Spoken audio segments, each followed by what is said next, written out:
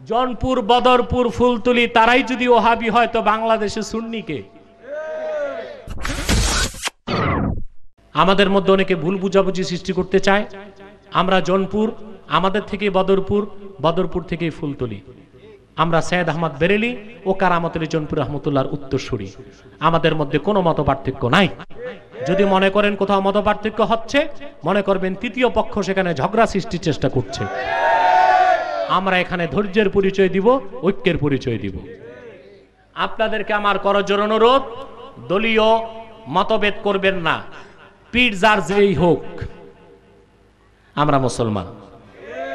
দল যার যেটাই হোক, আমরা মুসলমান। আমাদের বড় পরিচয় কি আওয়ামী লীগ, বিএনপি না মুসলমান? আমাদের বড় পরিচয় কি আমরা কোন পীরের মুরিদ না আমরা মুসলমান?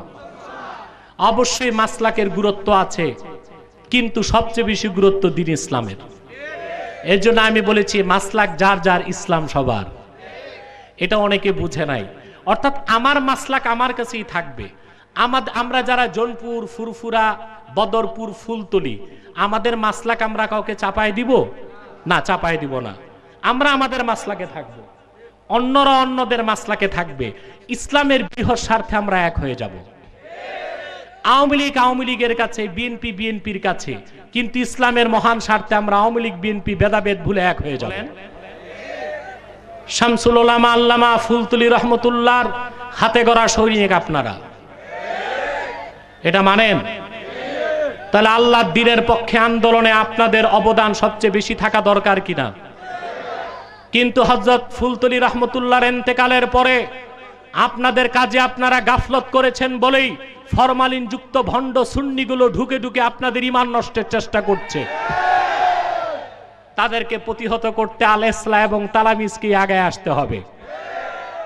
চোরের মার বড় গলা, যারা কথায় কথায় শিরক করে তারা আমাদেরকে বলে ওয়াহাবি। জনপুর, বদরপুর, ফুলতলি তারাই যদি ওয়াহাবি হয় তো বাংলাদেশে সুন্নি কে? কথা বলেন। ফুলতলির মরহুম পীর সাহেব রহমতুল্লাহ সুন্নিয়তের জন্য রক্ত দিয়েছেন কিনা বলেন? জোরে বলেন। সারাটা জীবন বাংলাদেশে, ইউরোপে, আমেরিকায় ইলমে কেরাতের খেদমত করেছেন কিনা বলেন? দ্বীনের পক্ষে এত লক্ষ লক্ষ সৈনিক যিনি তৈরি করে গেলেন, আজকে তাদেরকে বলা হয় ওয়াহাবি। আর যারা মাজার পূজা, কবর পূজা, পীর পূজা, খাট পূজা করে, ওরা নিজেদেরকে দাবি করে সুন্নি। এটা সুন্নি তো দূরে থাক, মুসলমানও হয় নাই। আগে তো মুসলমান, তারপরে না ওয়াহাবি সুন্নি। এই খাট পূজারি, মাজার পূজারি, পীর পূজারি যেগুলো আছে, ভুল বুঝবেন না। মাজার জিয়ারত আমরা করি, এটা সওয়াবের কাজ, কিন্তু মাজারে যে কপাল ঘষা সেজদা করা এটা শিরকি কাজ, ঠিক কিনা? এই সব ভণ্ড পূজারি গুলো, বেদাতি গুলো কত বড় মুশরিক আপনারা দেখেছেন না? খাজা বাবার গান গাইতে যাইয়া শিরকে আকবর করে বসে আছে। এই সব ভণ্ডরা খাঁটি সুন্নিদেরকে বলে ওয়াহাবি। এই সুযোগ পাচ্ছে আপনাদের অবহেলার কারণে, কার্যে গাফলতির কারণে, ঠিক কিনা বলেন? আর গাফলতি চলবে না। আপনাদের মাটি আপনাদেরকে ধরে রাখতে হবে, ঠিক কিনা বলেন? সৈয়দ আহমদ বেরেলি এবং শাহ কারামত আলী জনপুর রহমতুল্লাহর উত্তরসূরি আমরা যারা, সব আমরা খাঁটি সুন্নি, ঠিক কিনা বলেন? আমরাই খাঁটি সুন্নি।